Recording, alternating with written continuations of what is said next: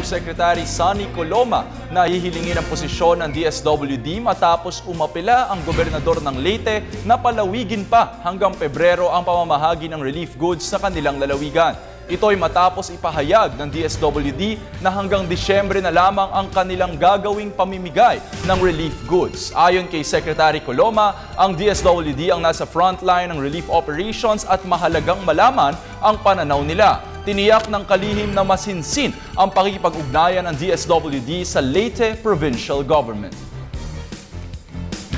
Samantala, bahagyang tumaas ang bilang ng mga nasawi sa pananalasa ng Bagyong Yolanda. Alamin natin ang detalye mula sa aming kasamang si Waywaya Macalma, live mula sa NDRRMC.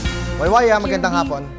Kirby, tama ka nga dyan, bahagyang tumaas kung saan lima lamang ang naidagdag ng mga nasawi dahil nga sa Bagyong Yolanda ngayong araw. Yan ay ayon sa talaan ng National Disaster Risk Reduction and Management Council na kung saan pumalo sa 5,240 ang bilang ng mga nasawi sa kabuang bilang. Naitala ang mga nadagdag sa Aklan, Capiz at mula pa nung Sabado ay wala pang naidadagdag ng casualty sa Eastern Visayas ang rehiyong higit na sinalanta ng Bagyong Yolanda. At umabot naman sa 25,615 ang bilang ng mga nasugatan habang 1,613 pa ang nawawala hanggang sa ngayon.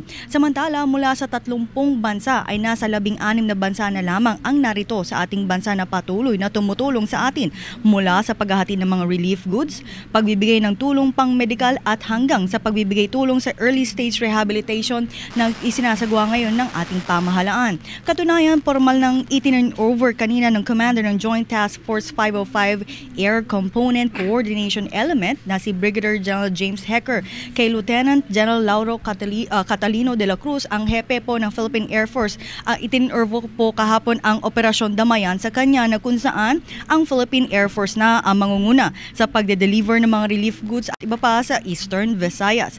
Maging ang USAID ay naihatid na ang pinakahuling relief goods na kanilang dala para sa ating mga kababayan sa Visayas. November 16, dumating sa ating bansa ang tulong na mula sa Estados Unidos na kung saan sa kabuong halaga ay umaabot sa 200 tons worth of relief goods ang kanilang naihatid.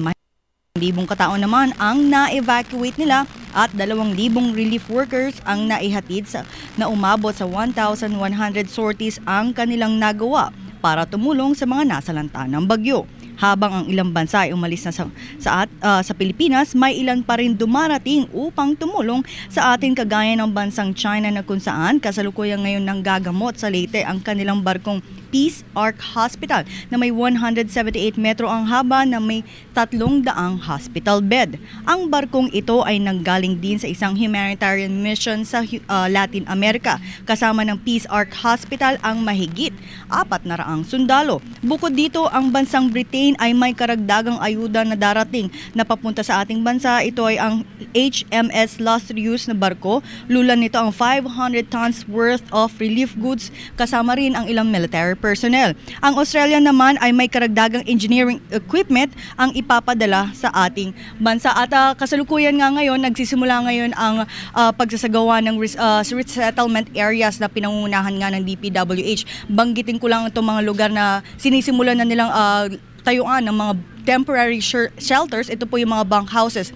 Ito yung sa lugar ng Tanawan, Tacloban City, Marabot, Basay, Hernani at Guian. Ito po sinisimulan na po ng DPWH at mamaya nga magsasagawa ng press conference si Undersecretary Eduardo Del Rosario, ang Executive Director ng NDRRMC mamayang 2 p.m. po para bigyan pa tayo ng mga karagdagang detalye kung isi-shift na nga ba nila sa rehabilitation ang Eastern Visayas o early stage pa rin po. Mamaya tatanungin natin sa kanila yan. Samantala po, ang hukbong sa Natahang Lakas ng Pilipinas, ibinaba na ang kanilang red alert status to blue alert as of 12 noon yesterday po. Pero ang National Disaster Risk Reduction Management Council ay patuloy pa rin nakataas sa red alert ang kanilang status. Mula dito sa Operation Center sa NDRRMC. Kirby? Alright, maraming salamat sa iyo, Waywaya Macalma. Nag-uulat po yan ng live mula sa NDRRMC.